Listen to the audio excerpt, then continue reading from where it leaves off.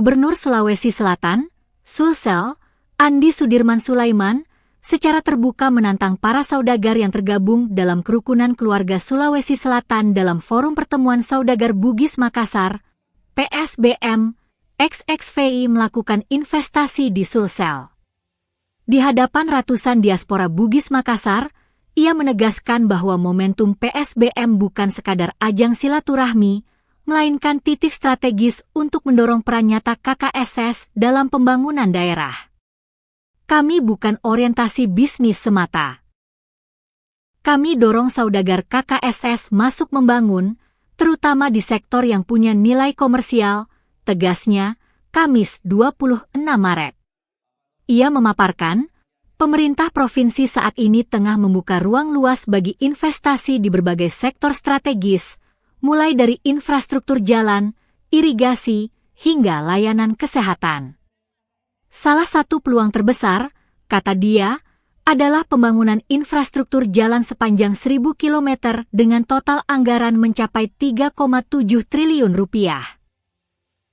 Proyek tersebut menjadi bagian dari percepatan konektivitas wilayah yang selama ini menjadi keluhan masyarakat. Tak hanya itu, sektor pertanian juga disiapkan melalui pembangunan irigasi teknis seluas 54.000 hektare dengan nilai proyek sekitar 780 miliar rupiah. Kalau dihitung, satu kali panen bisa menghasilkan sekitar 2 triliun rupiah. Ini peluang besar yang terbuka, ujarnya.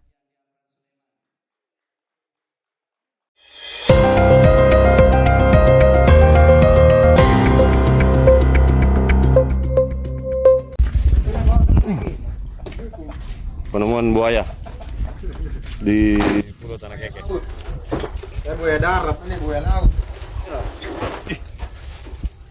Warga Kepulauan Kecamatan Tanah Keke, Dusun Lantang Peo, Desa Minasa Baji, Kabupaten Takalar Sulsel digegerkan hewan buas di seputaran pantai yang berkulit tebal dan ganas, 23 Maret 2026. Ibtu Sumarwan, Kapolsek Mapak Sungguh dikonfirmasi melalui Kanit Intel, Aibda Tarno Tiro membenarkan adanya penemuan hewan buas yang kerap meresahkan warga Pulau Tanah Keke tersebut, ucapnya. Betul ada buaya yang sudah diamankan warga Pulau Tanah Keke dan dalam keadaan aman tanpa ada korban jiwa manusia yang diterkamnya. Awalnya salah satu nelayan melihat ada yang lain-lain di atas permukaan air laut dan tiba-tiba ekor predator itu mengibaskan. Nelayan itu pun langsung inisiatif untuk menangkap agar tidak lagi bersembunyi serta mengganggu warga nelayan. Buaya tersebut termasuklah membahayakan bagi warga dan nelayan dikarenakan berukuran panjang 120 cm, berat bobotnya diperkirakan 6 kg. Rencananya hewan pemangsa daging akan dibawa ke Kota Takalar dan akan diserahkan ke BKSDA, menggunakan perahu mesin dengan jarak tempuh dari Pulau Tanah Keke ke kota memakan waktu kurang lebih 2 jam penyeberangan.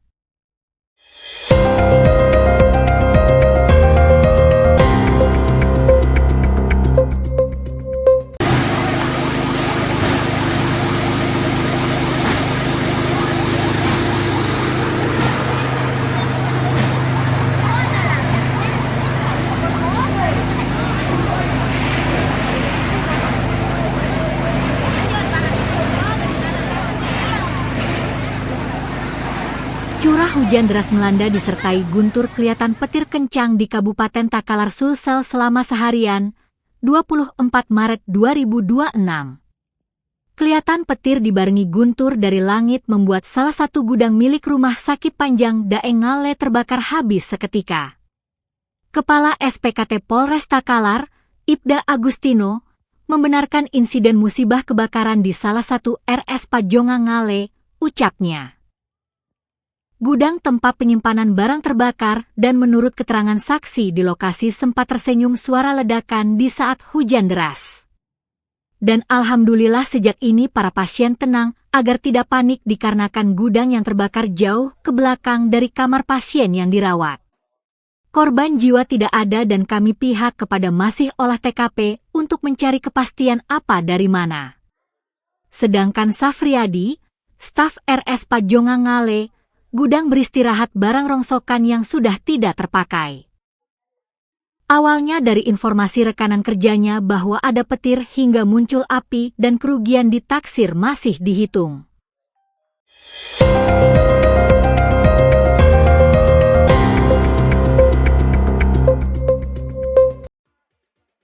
Pasar industri otomotif semakin bergairah sampai dengan Februari 2026, kinerja cemerlang pun ditunjukkan Suzuki.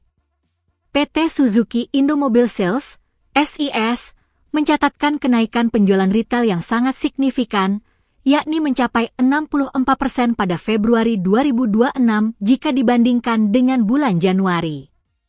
Angka ini sekaligus menjadi bukti kepercayaan masyarakat terhadap kendaraan pribadi maupun operasional sedang berada dalam tren yang sangat positif khususnya untuk merek Suzuki.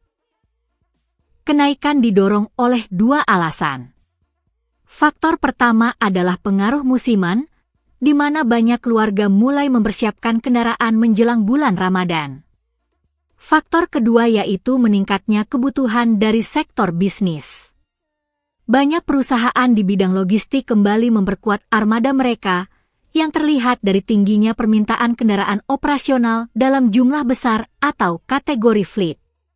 Adapun Suzuki New Carry tetap kokoh sebagai primadona. Kendaraan niaga model pick-up itu sudah lama dikenal sebagai sahabat. Pengusaha ini menyumbang porsi terbesar, yakni 64% dari total penjualan Suzuki. Sementara itu, di kategori mobil penumpang,